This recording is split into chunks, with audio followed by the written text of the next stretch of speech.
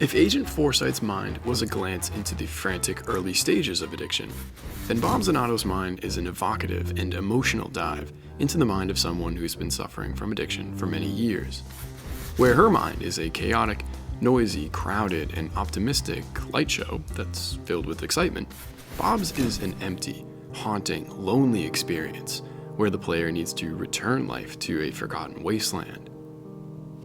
Where Hollis's thinking patterns could be cognitively restructured, the roots of Bob's behavior and his personality lie deep within his fading psyche.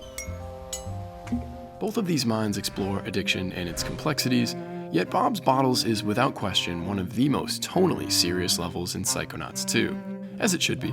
After all, if the game truly wanted a meaningful theme of helping characters with their addiction disorders, then why not save one of the later levels for the reality of what addiction can do for someone if they are left unchecked? In Part 1, we analyzed Hollis's gambling addiction as a result of a few factors. Things like stress, neurological impulse control issues, and a cognitive processing problem. We were able to help her by alleviating her stress level, restoring her restraint control, and cognitively reworking her thought patterns. Or, in Psychonauts language, we fought off the disease inside the casino hospital thing before it got too destructive. Nice job, everybody. So it's here that I should mention that we won't be covering the neuroscience behind what causes Bob's addiction. To briefly explain, the game doesn't really care for this perspective. Instead, our focus will fixate on his current state, what it does to his psyche, and what, if anything, can be done to revive and rebuild what is easily one of the most dilapidated minds in the game. Unlike Hollis's gambling addiction, Zanotto's alcohol addiction has been growing over the years through his trauma and isolation, meaning not only will the approach be different, but the disease has manifested itself into many different mental disorders as well. It should go without saying, but in a game that mostly conveys its message through fun and humor, excessive drinking is no joke. As a result, our tone has shifted quite substantially both in story and in level design. That being said, this is a huge undertaking for a kid's game. I can't honestly remember the last time a similar character was rendered in Pixar-esque model form. It's altogether bold, brave, and important. Alcoholism affects millions of people worldwide, is often undertreated, and to make matters even more complicated, there are a lot of stereotypes and stigmas surrounding alcohol that prevent both understanding and adequate care. Keeping in mind all of these complexities, Doublefine have daringly crafted a character and an intellectual and emotionally challenging level that lead to a triumphant conclusion to their addiction arc.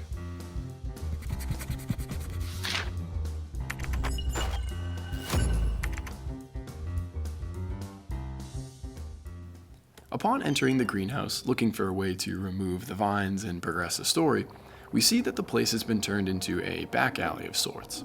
There's broken glass everywhere, and the vines have almost completely taken over the entire room. They seem to even have control over Bob as Raz approaches. It's here that the character design and voiceover of Bob Zanotto expresses exactly what this level will be like. He is disheveled, disoriented, and bears the features of a person with a severe drinking problem. However, behind his broken glasses and rude tone, there is clearly felt a person who is suffering with depression and whose voice echoes symptoms of learned helplessness.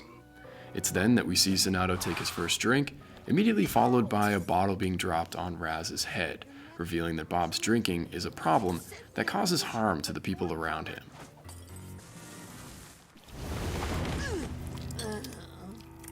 Ow! You're lucky I'm wearing a helmet. It's the vines that represent Bob's growing problem, hinting that the source of them is part of the solution. This leads them to want to assist the player in helping Bob. After all, they realize that if they were controlled in the greenhouse, they wouldn't be so overgrown. We'll see this logic quite a bit throughout Bob's level. The reasons he has AUD are also areas he needs to focus on for his treatment. There's similar logic that goes into Alcoholics Anonymous and a 12-step program actually. The very temptations to drink are also where he will find his desire for abstinence.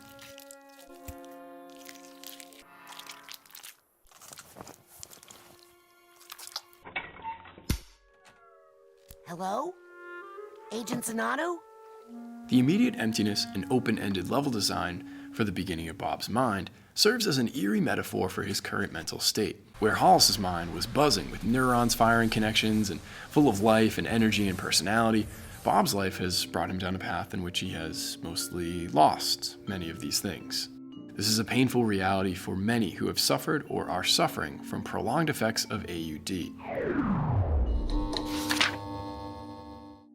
Damage to neurotransmitters slows communication between different areas of the brain and reduces energy levels. Brain shrinkage is caused by a loss of gray matter, which contains cell bodies, and white matter, which controls cell pathways. The synapses in our brains go dark little by little. You forget where you're from, who you are. This is represented quite powerfully by the lack of color, music, and things to interact with. You're like, what color is the sky in your world? And I just kept thinking about that phrase. Yeah, if you could go into someone's world, like what color is the sky in their world? The idea for his mind to be a mostly ocean to traverse is a nod to what psychologists refer to as Wernicke-Korsakoff syndrome, or wet brain. This condition can cause persistent mental confusion, eye movement disturbances, difficulty with coordination, and persistent learning and memory problems. This happens when the brain has severe thiamine deficiency, and it can cause a whole host of other issues as well. Maybe at one point, Agent Zanotto's mind was like Hollis's, but our brains are not computers that can do something thousands of times and remain unaffected. Through synaptic plasticity, Bob's brain is now a shadow of what it used to be.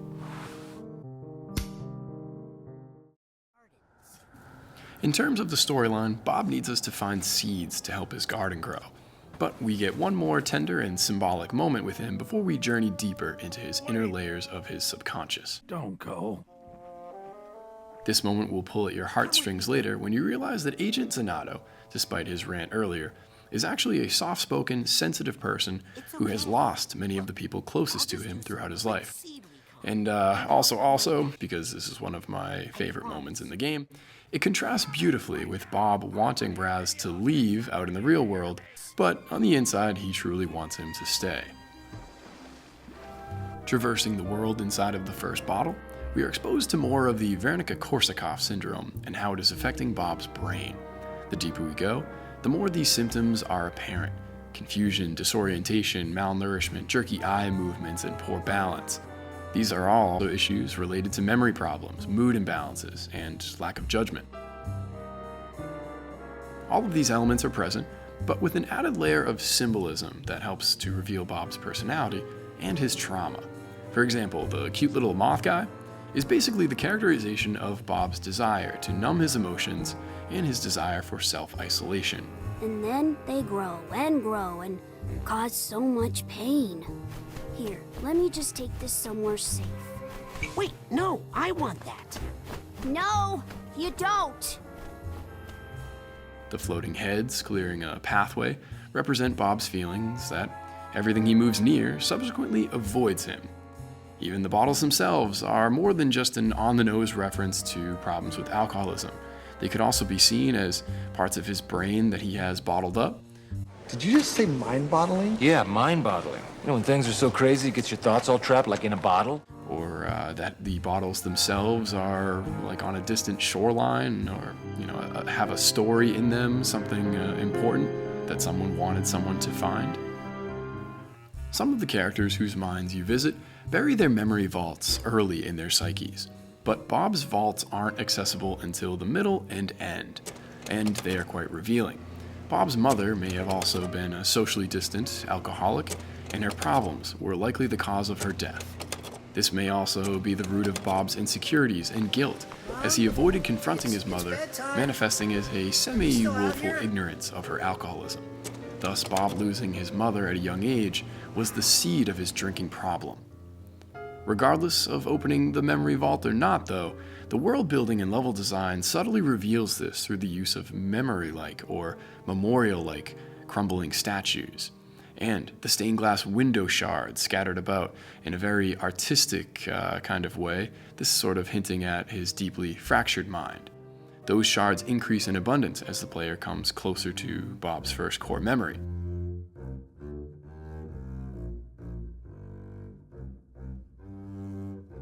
the location of which closely mirrors the religious and spiritual location at the center of Hollis's mind. The biggest difference here is that Bob's shrine is decaying, almost being completely consumed by alcohol. Like his garden, it's a place that he hasn't tended to in a long time, and as a result, it's his mother's sarcophagus that's being lost to the chaos of Bob's growing weeds.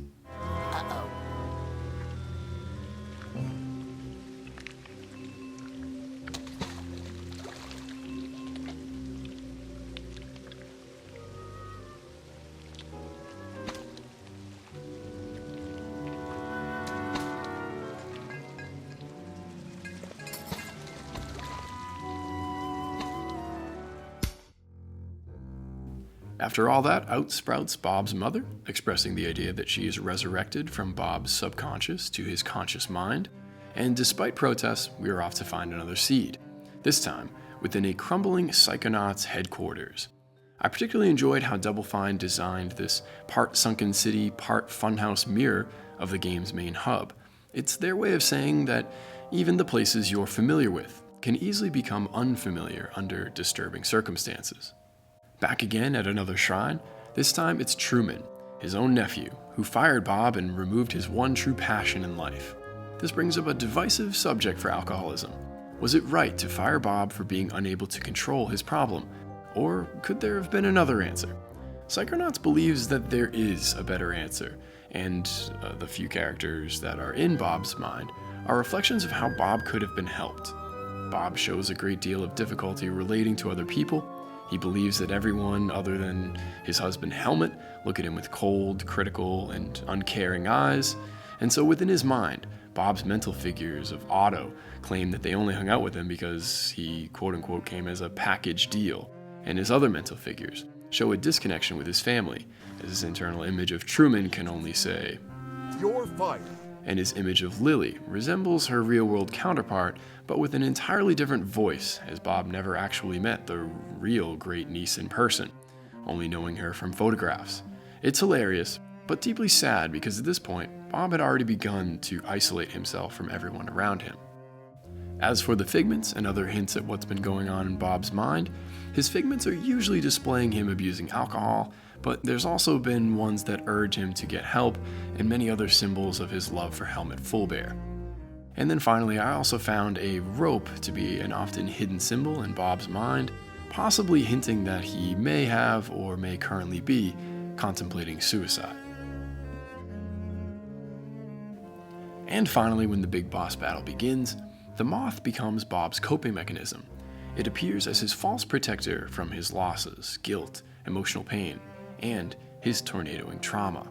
The moth is alcohol, and while seemingly a bright light of hope in an otherwise dark and fragmented mind, the moth has also prevented Bob from dealing with his PTSD. The moth is aggressive, irrational, and ever-present, resembling all of the qualities of temptation for alcoholics to drink. In a way, the final boss is kind of the dual diagnosis model of treatment. It focuses on stopping the addiction and its causes at the same time. This is why when Bob's memory monster is defeated, so too is the moth. Like the vines, he needs to untangle the issue at both ends in order to stop the behavior from growing again. In the end, Bob's mind is a powerful warning of PTSD and the harm that self-isolation, avoiding human connections, and addiction can bring. I found the story similar to the award-winning Joaquin Phoenix movie Her, actually. A sensitive, grieving man who's lost someone close to him, resorting to an artificial substance for his emotional connection, only to realize that it's pulling him further and further away from the real connections, the real people in his life. I mean, if that movie was a call to get people to stop loving their phones, then I see Bob's as similar. Accept help from the people around you, no matter how damaged you feel. But again, it's also a hopeful side story about resilience and recovery that concludes with its own bottled message. It's a gentle reminder that memories, even traumatizing ones, are seeds that the mind needs in order to truly grow.